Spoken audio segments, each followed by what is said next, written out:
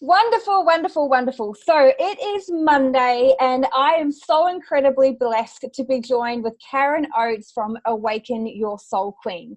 So I am, again, incredibly blessed in life is to be able to call Karen my friend, often a life mentor as well, and of course be able to share some of her wisdom with all of you today, talking about a little bit of her journey, her story, her I guess her constant growth and alignment in business, and the Awaken Your Soul Queen business, which has recently kind of grown from different areas in her life and different parts of business, and being able to help different women all over the world. So I'm really excited to hear more about that, and of course be able to hear about who it is she helps, how she helps, and the impact that she is having on women and humanity through her own journey of life and through her own growth. So Karen, thank you so much for joining me today. Thank you so much for having me, and what a beautiful introduction. You have such a wonderful way with words, so I thank you for that introduction, and I also feel blessed to have you in my life, and it's so powerful when we can use our desire to grow personally and grow our businesses to connect with other like-minded people, and from that can grow some really awesome connections and lifelong friendships. So that's really awesome. Absolutely, I couldn't agree more. So Karen, you and I spoke, gosh, it must be about 12 months ago, roughly, I think, when we did our original interview, and we were talking about a little bit about what you were doing in business back then. And of course, I'm looking forward to hearing more about where you're at now. But a part of the journey, or the story that we spoke about last time, wasn't so much around your life in general. It was very much focused at how you were helping those who were suffering from the impacts of addiction, or who were in the throes of addiction. And of course, knowing you and knowing more about your story, and as I said to you, I honestly believe it really is just so inspirational. Growing up in New Zealand, young, getting married at, was it 18? Indeed. Yep. And then kind of, you're 18, you've got married, your whole life's ahead of you. And then of course, you've got two young kids, and reality kind of hits in, and there is some craziness going on, where of course, you've had to, kind of grow through that and decide what crazy you want to be able to be involved in before your business journey even started. So would it be okay if you just share with us a little bit more about that part of your story? Sure, absolutely. And this is what I love about, what we get to do as women who are supporting other people, on their journey of life. And that includes business, obviously. But, I've just recently had another kind of distinction about aspects of my life that really haven't kind of, that have played out, but are now coming to the forefront in a new and almost exciting way. But I'll share a little bit more about that. So thank you for kind of framing up a little bit about, the beginning of my story, as in I got married very young, had my children young. I was 21, I think, when I had my first child, my daughter, and 23 when I had my son. And the wheels started falling off pretty quickly, and with my marriage. So having to live through and understand the craziness that can kind of unfold when you least expect it, but don't know. I had a very kind of what I call normal childhood. So this was kind of very foreign to me, and it happened so insidiously before I recognized that things were really seriously badly wrong. And I could go and just share some of those stories that would indicate how crazy it was. But so that kind of all, turned to chaos, and we ended up splitting up after a lot of kind of toing and froing and trying to make it work, because you do when you want, your family to stay together and your children to have their mother and father. I know many people can relate to that. So that was kind of the first part, but in trying to get through that, you know, I'll be open and say my husband at the time was very controlling and dominating, and I very much, you know, being so young, shut myself down, not even so much shut myself down, but didn't have or give myself the opportunity to find out who I really was. You know, from 18, what I feel now is I was still in, you know, really the powerful development stage of my life. And so I made a whole lot of stuff mean a whole lot of stuff about me.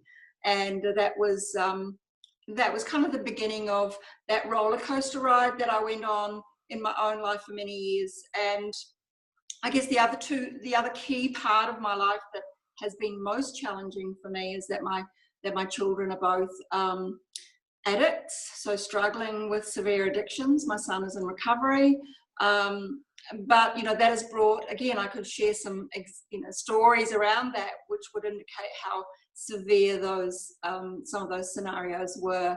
But you know, it's out of that has made me, I know that I'm here and I can best help other people who have been through what I now call some of the messy stuff of life. And so that's, you know, kind of been my journey. I didn't know actually how that fitted for a long time. And you know, I spent a number of years, and you know, when we talked last, you know, in this kind of environment, I was helping support women who are struggling with the impact of loving somebody in addiction, because it's you know, for those who have lived through it, you know, often say that is the toughest thing they've ever had to do, and they can't imagine anything tougher. And because it challenges every part of you. It's not just a journey for the addict, and you know, it's hard because it's the person you love. It challenges every aspect of yourself, and so the best way that we can support anybody else, and this comes, you know, back to any scenario where we find it's really, really challenging, it always comes back to us, because that's the only thing we have any control over. So that's, you know, that's been my stand. I can't help the person who loves an addict change their situation, as in, you know, they can't change the addict or change what's going on for the addict, but they can change how they respond, how they see themselves, and how they see their world. So that's really the key focus for, or has been for those women. But, you know, I know that I can support so many in the same ways, but for a number of reasons. And I guess it's because, you know, we're always evolving, right? In our own journey. So I'm most passionate about helping those who have been through some of those. You know, it might not be just around addiction. It could be any area of life where they've really struggled, but have got this burning desire inside to understand more about themselves, how kind of life works, what we can best do to go live our best life. But there's that kind of inner drive that you know, that's not there for everybody, that really they still want to go on and live the best life they can. But there's that kind of you know, I put my hand up and say, I want to have it all, you know, in all areas of my life. But often when we've been through some of the big tough stuff, we don't give ourselves permission, because it feels too hard. We feel judged, that, you know, who says that we should have it all? But that's what my belief is, that's what we came here for. But also through that journey, for me, it has been very much about connecting with who I really am, not the person that we become because of all our conditioning. And that includes, you know, that messy, tough stuff. So it's understanding from a, let's call it, spiritual perspective of how that part of ourselves has a massive impact on how we can step into being that person we want to be and live the life that we want to live. So that's what I'm kind of most passionate now is about opening all that up and being able to step into our lives from that place. Yeah, awesome. So I kind of went on a bit of a rant there, Lou. So no, it's good. It's great. The more that you talk, the less questions. So that's wonderful. So, Karen, I guess, what really resonated with me through that sharing that you did, which thank you for being so open and honest. It really is that, you went through life's messy stuff, and then, you kind of went on your own personal and self-development journey to be able to control the one and only person in this lifetime that we can control, and that is ourselves. And then deciding to, I guess, ultimately make that a purpose for yourself, and correct me if I'm wrong, but we're led to finding, a professional, like personal and professional purpose through that, which has now led you into different areas of being able to help other women. Would you say that that's correct? Absolutely right. So now, since you've gone from women loving an addict, and we've now you've morphed, if that's the right word, into Awaken Your Soul Queen, and helping women who have been through all the messy stuff, as you call it. I guess reconnect back and reconnect back to who they were meant to be. Do you find, and this is more for those that are watching this, do you find that it's a lot of the time through that messy stuff or through those challenges that women then women decide that they also want to take some of that and turn it into their purpose? Or can it be anything that they have just neglected for years and have decided, this is what I want to do, but I've never done it for myself, and I want to go forth and do it? Like, how do you help women ultimately, kind of discover their purpose through that?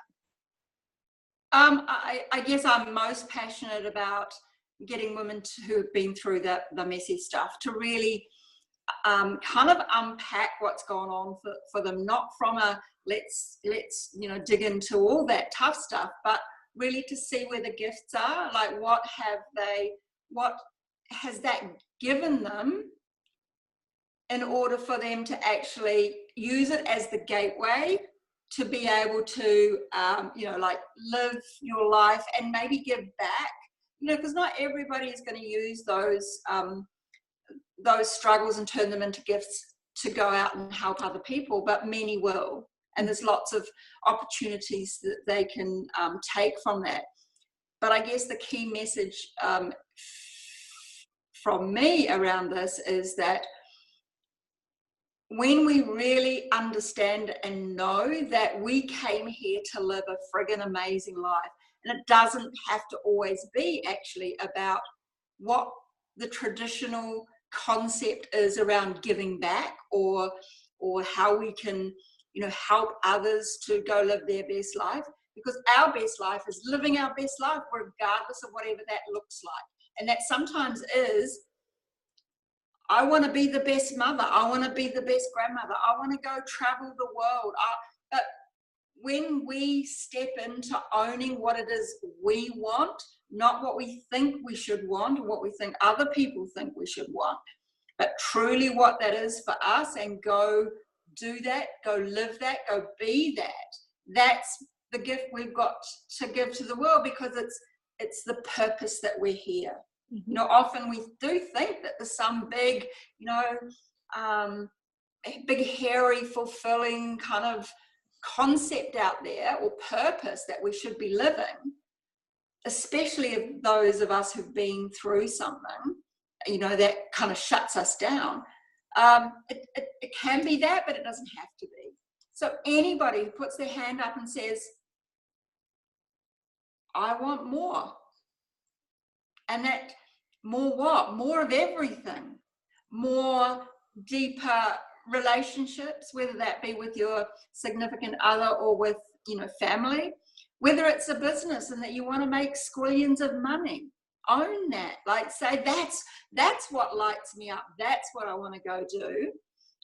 Cool. That's means that you're so connected to yourself and what you want, that you become the example of what it is to step into that space, instead of being shut down and living from that, that fear mind, from that conditioned place that so many people who've been through some of the tough stuff, come from. So does that kind of make sense? Did I explain that? Yes, absolutely. Yes, thank you. So looking at those women that you help, as you said, most of them have been through the messy stuff, and you're super passionate about helping those, really connect to whatever their purpose is from that. I know myself that I have been through the messy stuff and decided to take that mess and iron it out into something beautiful. But it can be I love that scary. expression. I love that expression. I'll copyright that one. But it can be scary. And, and I know for people that are watching this, potentially, the reason why they're watching is because they are, searching for that purpose or wanting some guidance on how to start moving forward. But step one, I guess, is deciding, and step two is actually probably doing something, and step two is often a lot more challenging than step one. So for these women who watch, this recording with us or this interview, what would you say to them, the ones that want to be able to turn that messy into something beautiful, but they're too scared to do anything? Well, there's a really technical kind of phrase here is the first and most important thing is to be able to step away from your bullshit story. What you believe about yourself that does not serve you and does not allow you to move powerfully forward into, first of all, knowing what you want. Because often, we don't really know. We've been so disconnected from who we really are and from our true selves that we don't even know what we like. I spent many years really struggling to know what it is that I wanted, not just in the bigger things, but some of the smaller things, and struggle to make decisions because you've got to know what you want, then you've got to kind of claim it and own it. But in order to do that, you've got to have a whole different set of beliefs about yourself and your world, and that conditioning, that struggle stuff that you've been through creates this whole story that is utter bullshit, basically.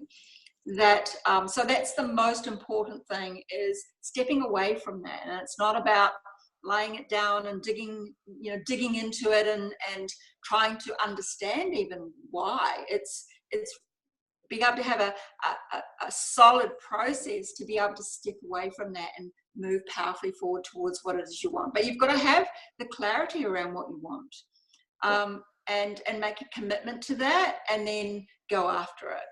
Yeah, absolutely. So it comes back to how we think and how we feel and what beliefs we hold, and then becoming the person that, often, and I'm sure you know that from the work that you do and from traveling through your own journey, is that we kind of know this is perhaps, what we should be doing or who we should be being, but that's really tough, right? So it's having a way to be able to consistently look at, who's that person I need to be? What am I thinking when I'm that person? What are my beliefs? What am I feeling? What are the actions that I'm taking? So there's some very powerful ways that we can get the story out of the way and create that pathway to powerfully move forward. Yeah, absolutely. And what resonated, or what really was coming up there, is that as you kind of mentioned, it's very easy to talk about, right, I've got the clarity, this is who I want to be, be, do, and have.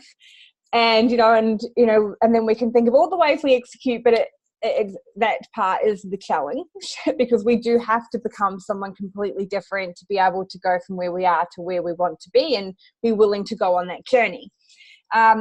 And I know myself, I've got beautiful friends and mentors in my life that help me go through that journey. So for you, I guess, as a coach, is that where you really guide women? Is it through that journey that you help them work through the stuff or the challenges and the roadblocks to help them, move more into who it is that they want to be and become, and have what they believe that they deserve? Absolutely. But I guess and a lot of people listening to this will, that you hear it all the time, that's kind of the simple, and let's call it simple because it is. There's a simple, I'm not going to say process, but there's this, it's like, get rid of the bullshit, powerfully move forward, know what you want to do. It's all kind of, that's the kind of coach speak, right? I guess my point of difference, or how I got to be where I am today is for me personally, and this is how my beliefs and how I coach, and that is around awakening who you are when you're connected to who you really are. So again, it's simple, but it's not easy. But when you have the ability to connect to, let's call it higher power, God, the universe, whatever it is for you, and understand yourself from that perspective, it's a lot easier to be able to move through from where you are to where you want to be. It's not about punching, I don't believe it used to be about punching through.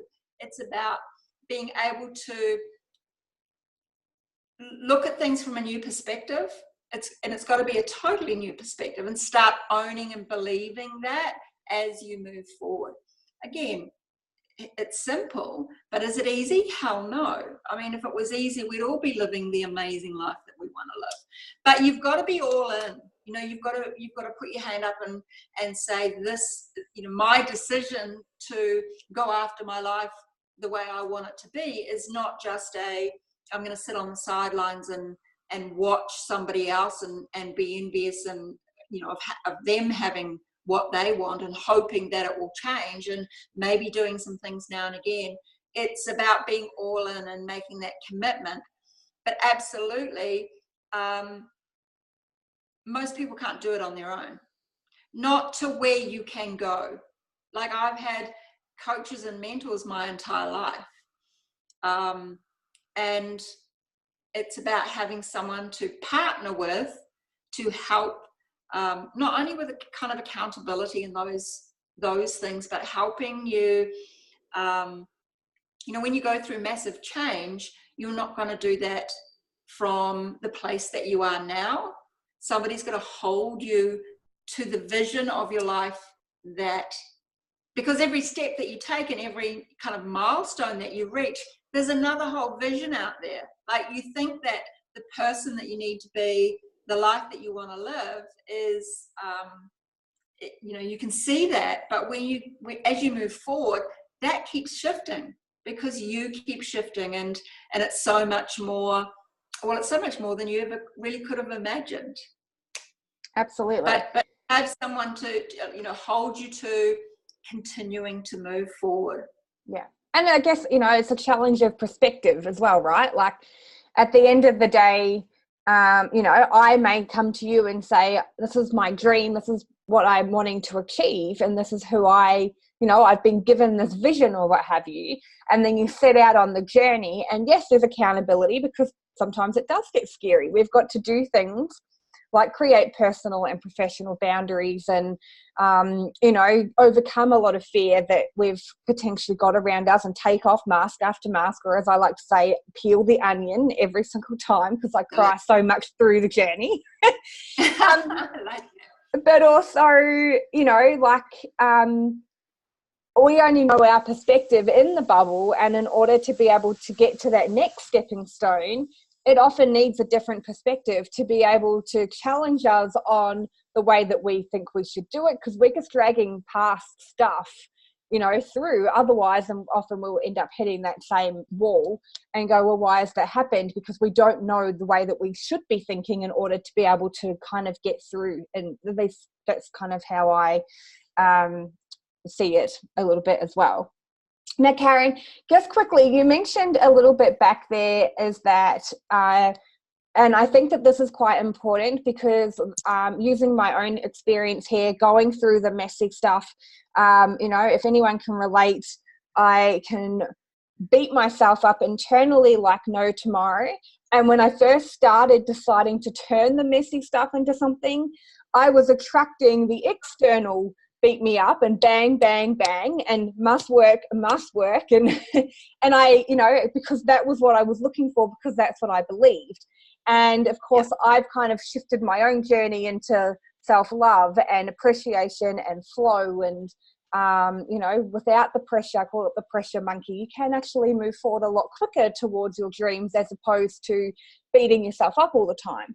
And you kind of mentioned just before about how, you know, you really, you know, that's a place from where you coach is more about the alignment and the, you know, from the compassion and relatability and self-love. And I'm sure you also are there to call people on their bullshit, as you said, but it's not with the force or the pressure that has potentially come from either your, you know, from people watching this that are used to, you know, push, push, push. And I just wanted to ask a little bit more about that, because there potentially could be someone to watch this and go, oh, it can be done from a place of self-love, and I don't need to keep on pushing, or I've tried and I keep pushing and I'm not getting anywhere. So can you talk to us a little bit more about that place of where you come from with your own journey? As you mentioned, you've done the push, push, push, and why you changed it and how that's impacted your business and the women that you help. Sure. You know, again, it's based on our beliefs, and even though they might be shifting and changing and moving as we kind of move forward, you know, we don't know what we don't know until we, you know, either start investigating and looking for a different way. But yeah, I did the whole hustle, hard, everything. You know, I guess it comes back to feeling that we should be doing things a certain way.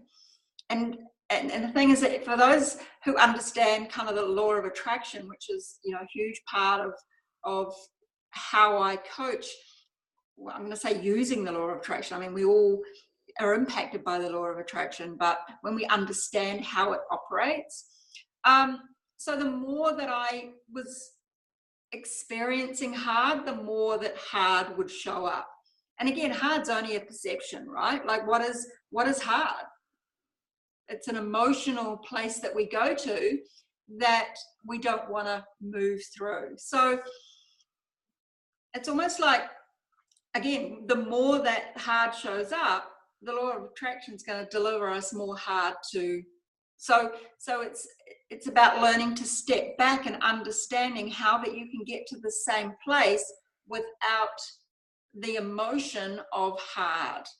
Now I'm calling it hard an emotion, but I think most people will get that pain, whether it's fear, any of those things that are on the low, what I call the lower end of the emotional scale.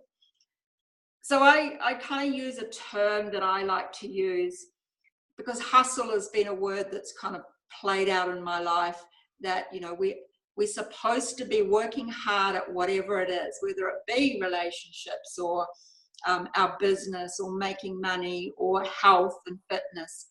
There's all that work that that is part of, you know, especially, you know, like let's use the example of us as New Zealanders. You know, hard work is a sign of we're doing it right. You know, the harder you work, the more kind of value that you're putting out there. So instead of the hustle, I call it lustle, because I come from a place that's lustle being spelled the same way, with an L, that it's about lust for life, that you do everything from that place of your lust for life, for life in general. But not everybody's in that place. But it's having the ability to do the things on a regular basis, to create habits in your life, to know what you need to do as an individual to be in the best emotional state and how to switch yourself into that. But it's also I guess it can be, we could call it quite complex, but it's quite simple when you know what you need to do. And it's all based on, you know, coming back to having clarity around what you want, not what you think you should want, but what you truly want and what fulfills you. So, yeah, it's a kind of a big picture that you've got to bring down small and look at hard and tough and pain in a new way. And so that it's not something that you've got to push through. It's just when you're aligned with your true self, let's call it your soul, then that's the place that you take action from. That's the place that you do things from. And it's not, and it moves the hard and the tough out of the way. Does that kind of make sense? Absolutely. Yes, absolutely. Thank you. I just really resonated with me, and I guess having been where hopefully our audience is coming from, I guess really loved how you mentioned that it wasn't coming from the place of, you know, hard and push. And I just really want to talk a little bit more of clarity, so that those who were, you know, kind of in a mixed bag or believing that it has to come from the pressure and carrying these bricks or something, whatever it is we think we need to be doing. I just really wanted to talk about that a little bit more. So yeah. Karen, I am mindful of the time, and I also know that you do need to get going for a client webinar. So before we wrap things up, I guess my final question is, if someone if someone has been watching this and it has really resonated with them, you know, they've been through the messy and they're wanting to take that and start creating, you know, a beautiful purpose with it, you know, or I guess they're just looking to show up, as I know that, you know, you talk about a lot, is showing up authentically and in alignment and with our soul, etc.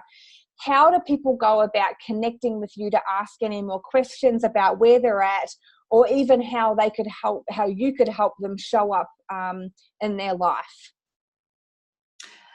Absolutely. Thank you for that.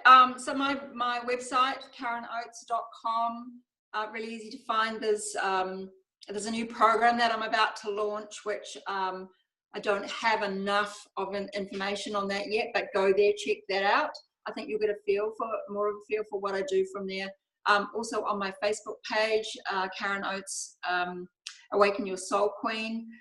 So there's a number of ways that, you know, it's really easy to access somebody through Facebook and the internet these days. So absolutely, you'll find a way of being able to download, you know, something from me, or directly connect with me by phone or email. Love to support anybody with answering questions if they've got some. Awesome. Perfect. And I will make sure that when I distribute this out that I put those links in there as well, to make it super easy for those that have connected and watched this and, you know, and are interested in discovering more. So Karen, again, you know, I've loved this, and I think we said the last time we could sit on here talking for hours, and we often do in person, of course, you know, about all of this stuff and, you know, discovering purposes and helping others do the same. But it really is, I love being able to connect with you and share your words of wisdom. So thank you so much for making the time to join me, to be very open and honest about, you know, your own journey and how it is that you help others now. I know I'm incredibly grateful, and to those who have connected with us via this video, I'm sure that they are incredibly grateful as well. So thank you so much for joining us. Thank you so much.